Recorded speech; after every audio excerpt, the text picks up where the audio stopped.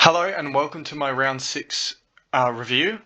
This week we did very well. We scored 2,321 and we went up in the ranks 23 spots to rank 76.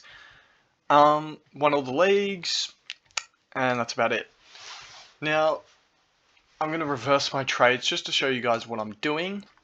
But we'll start in the back line, obviously. Ridley out with a concussion. Used him as a loophole for Kaczynski, who did amazing on the weekend, kicked 5 goals and turned up for us, which is very good.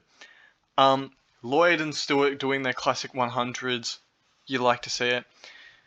Short, unfortunate that he's been affected by Hooley, but he's definitely a hold. Upgrade season is rapidly approaching and we do not want to be sidewaysing premiums. Bose is the same. You don't want to be sidewaysing premiums during this time. And I think he can still be a solid scorer.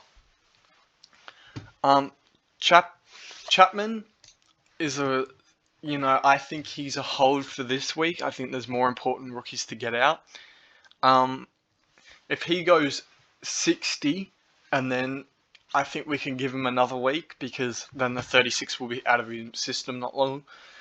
And he can score. He's proven he's not a terrible scorer. 50s, you'll take. Now, going into the midfield, McRae with a 140. Brilliant from him. In a game where I didn't really watch much footy this weekend. I won't lie, but I know the Dogs did very well against the Giants. And Dunkley was on track for a massive score before he busted his shoulder, which is so unfortunate for the Dogs and Dunkley. He's a crucial part of their midfield, but what can you do? Oliver 114, we'll take that. Obviously all the other boys 110s. Powell with a nice 96, we'll take that. That cash gen, racking it in. He's probably one of the last rookies you want to upgrade, but those numbers are nice. I'll actually be trading Goulden this week. While I know he has a ceiling, he definitely has a floor as well. And at 310k, I think he's hit his peak. 78 break even, and he's 3-round average of 57. I think it's time for him to go. Trading Brockman over Scott has not gone my way, but obviously didn't think Scott would start pumping out 60s, and that also would have got me. Never mind. But what can you do? He's a loophole now, and I got to loop Jordan, which was nice.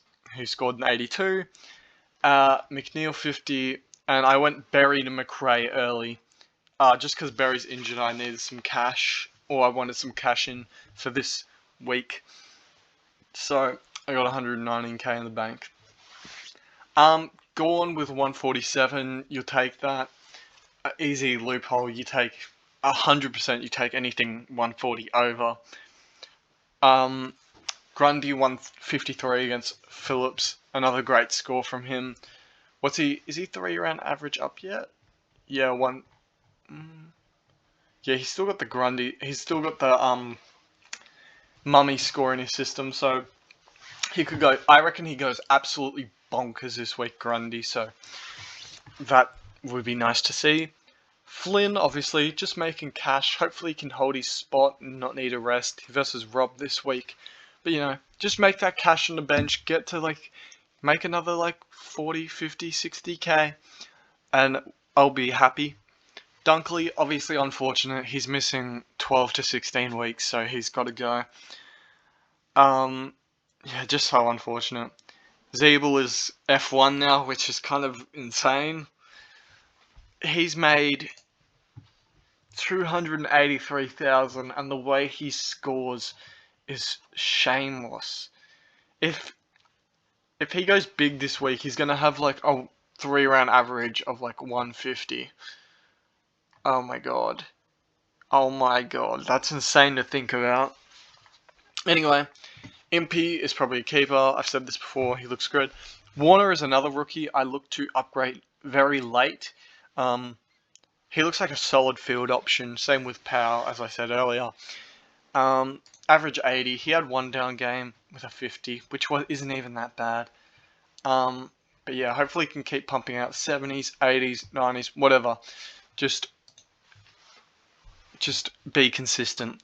Rowe, he's a yo-yo. He can go 60, 80, 12, 112. It's just, he's so annoying. But hopefully he can, do something. He's at Adelaide Oval this week and he's not terrible there. Bergman, he's been a decent rookie. Obviously hasn't played as many as the others, but we'll take that. Waterman did not play, which is so frustrating because I'm pretty sure said he was a crucial part of their 22, and then he gets dropped. So, and they won against Collingwood, so he probably won't come in the side. So that's a situation, and Rowe might get dropped, which is another thing. Anyway, with that being said, that's most of my team. I'll get into this week's trades because obviously Josh Dunkley has to go. I personally don't like any forward options right now. I don't mind Atkins, I don't mind Hind, but realistically, no one catching my fancy. Marshall's okay, but he's a bit expensive right now. Martin's good, but he's concussed, so he'll miss this week's game versus the Bulldogs, and then he'll come back versus Geelong, and he'll have a high break even, so I think we get him at what's Supercoach projecting him to get to? 420. I could see that happening, to be honest. But yeah, most forward options I don't like. Now, rookie-wise, yes, I'm getting a rookie. I don't mind Dev Robertson. He seems like he'll have better job security now with no Neil, and I think he's just a decent scoring rookie. On the other hand, Goulden has not been so great, so he will leave my side. And with one dog mid going, one comes in. The Temple Bontempelli is now on my side. Now, other options I've been considering, or the one option really I've been considering most is Walsh. He 20k cheaper, which is nice, but something is just screaming to me, go Bontempelli over Walsh. And I've done this 3 times. I've done this 2 times where I skipped Walsh, and I'm doing it a third because I just trust Bontempelli way more, and it hurts that Walsh has done this well because I obviously went him over Brayshaw over him, and Brayshaw is a great pickup. If you don't have Brayshaw, get Brayshaw at 479k. He, apart from his 2 tags, he's averaging 120. He's a great pickup. Without his 2 tags. But yeah, I'm going to go Bontempelli. I know Walsh can score in losses, but something is just dragging me towards Bont. I don't know what it is, because he has... Okay, one thing, a benefit about Walsh is he has a better fixture.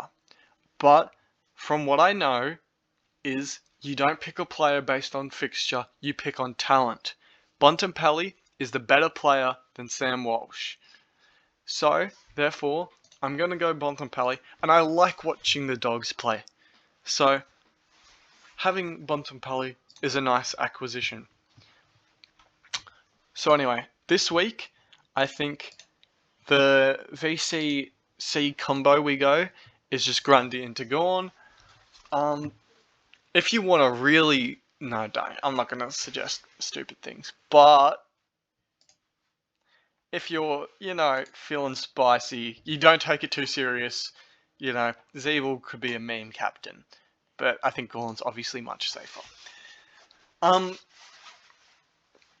But yeah, this is how my team's looking. I think the plan next week would be to try and get Rowe out and try and get someone like a Marshall, maybe, depending how he goes with the Ryder, who I think is coming back this week. And if not, I might trade Chapman, and I'll finally fill my defense by putting lead in the back line, and then maybe next week I pick up a Walsh or maybe a Lions as a pod.